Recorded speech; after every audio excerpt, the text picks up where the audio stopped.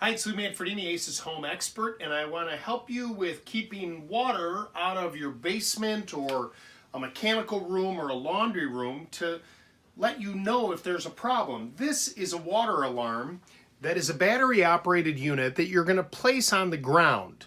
Now in this particular home we have a sump pump area here that if the power were to go out and the sump pump were to fail and water would start to come up onto the floor, this water alarm that you're just going to set on the ground, when water hits the bottom of that alarm, it lets off a sound like a smoke detector. Actually, I can mimic that. You see these two little contacts? It's actually going to sense the moisture in my fingers when I put these together. That sound will let you know that there's water in there. It's a 9-volt battery. It will last about 5 years.